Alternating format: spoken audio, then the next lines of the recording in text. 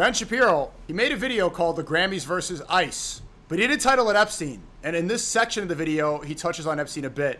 But other than that, if you go to Ben Shapiro's channel, he has not made one video recently about the files in the title. See, Bitcoin, transgenderism, a funny senator, Democrats.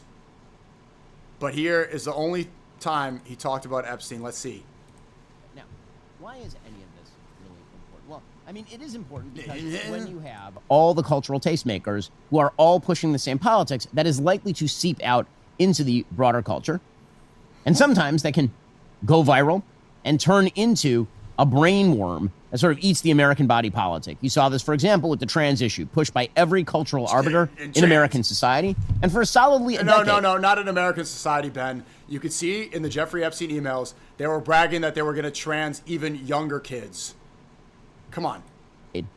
This was promoted as the way to decide whether a person was virtuous or not, whether they were willing to say that a boy could be a girl and a girl could be a boy. So it does make a difference when the entire cultural... Do you guys see it now, yes or no?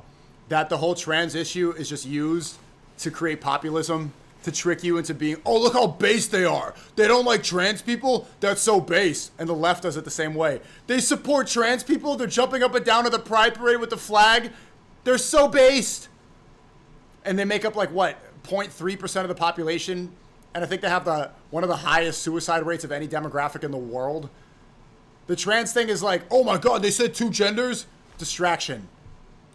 Apparatus mobilizes behind a thing. And yeah, obviously there are only two genders, but that's such a small issue compared to what we should be focused on. But there is something else here that is worthy of note also.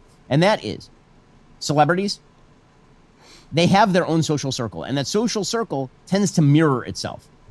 It in fact is a hallway of mirrors. You're not welcome in a lot of these social circles if you have a different politics. You don't go to the cool kid parties. Right? The story of Hollywood. The cool kid parties are your friends' parties, bro. The cool kid parties are the ones that Elon Musk is allegedly begging to go to. In its most depraved form, writ small, would be the Diddy White parties. That is Hollywood in its most depraved form, written small. That's like a microcosm of what Hollywood is. It's the most extreme version of what's happening in that cultural milieu. And I think that is probably the best way to see the Jeffrey Epstein story as well. So, a lot of people are looking for the connection between the Jeffrey Epstein story, the saga, the details that are now coming out, and what that means about, quote unquote, who runs our world. Wait, but who? Who does he have connections to? Let's see how much he runs cover.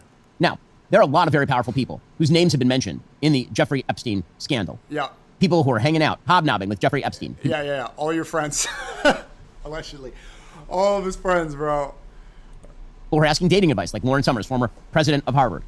Or people who are apparently soliciting visits to Epstein parties, or whom Epstein was soliciting to go to his parties, including people like Elon Musk. Obviously, Jeffrey Epstein was friendly with Bill Clinton. There's a time early on in his life. Why didn't he say Trump yet? Earlier, when he was friendly with Donald Trump. All of that is true. There we go. Now, the leap that some people are making is that this means that Epstein was manipulating all of these powerful people through blackmail with regard to sex. That is not in evidence. If that turns out to be in evidence, then we will happily report on it. That is not what so far has come out. And the reason I'm making this distinction is because it is, in fact, a deeply important thing that some of the most powerful people in our society... So is it a coincidence that all these people support Israel? That when he says that he represents the Rothschild that he's meeting with Ehud Barak, and it's said by the FBI that he was a spy working for Mossad, allegedly, all that's just a coincidence? What else would the blackmail be for? Act in morally depraved ways, godless, virtue-free ways, hanging out with some of the worst people in our society, people they know to be trafficking in women who are very, very young, if not in minors. When it comes to Epstein and Ghislaine Maxwell, what was criminally indicted was the trafficking of underage girls for Epstein's own use. There have yet to be legally verifiable allegations that girls who were underage were trafficked to people who are not Jeffrey Epstein, or by Ghislaine Maxwell to people not Jeffrey Epstein. That does not mean the story is unimportant. The story is still important because it exposes. Goyim, stop looking into this. You stupid goy. There's no evidence at all. Goyim. He was just meeting with the Ehud Barak it was just for a pizza party. It was just a little pizza party. Just a little fun and little pizza party. You can go away and shut up.